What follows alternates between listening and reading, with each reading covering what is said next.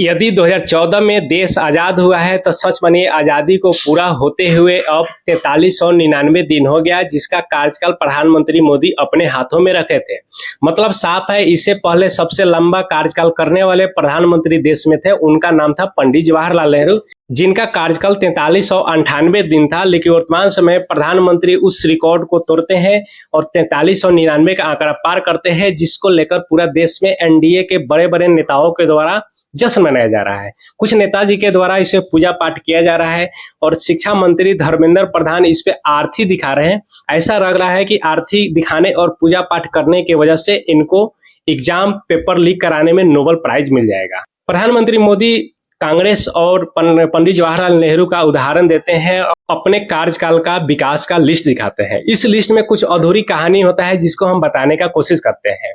2014 से पहले, मतलब आजादी से पहले, देश में प्रति वर्ष 70,000 महिला उत्पीड़न का केस सामने आता था, जिसके साथ छेड़खानी की होता था। वर्तमान समय में भी ये आंकड़ा अब 1 लाख से पार हो गया है, क्योंकि विकास का रफ्तार बढ़ गया है। उस समय भी देश में गरीब जनता, गरीब लोग बिहार या किसी भी राज्य से बाहर जाने के लिए दिल्ली, मुंबई, बनारस कमाने जाने के लिए जनरल बोगी के डब्बे में चढ़ते थे, कमाने जाते थे। वर्तमान समय का स्थिति यही है, लोग आज भी जनरल बोगी में चढ़ते हैं और दिल्ली, मुंबई कमाने जाते हैं। भले ट्रेन की संख्या बढ़ गया है, लेकिन रोजगार की संख्या नहीं बढ़ाया गया है।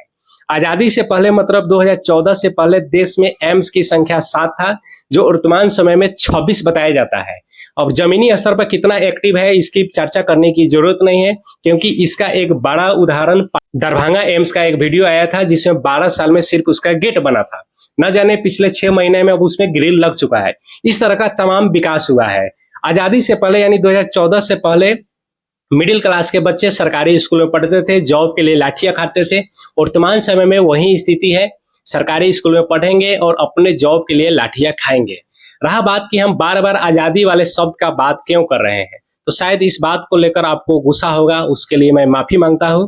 लेकिन ये शब्द मेरा नहीं है, बल्कि ये शब्द बीजेपी का एमपी कंगना रनावत का है।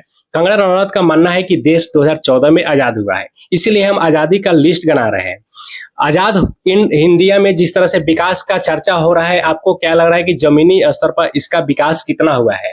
क्या मिडिल क्लास के परिवार का स्थिति सुधर गया है?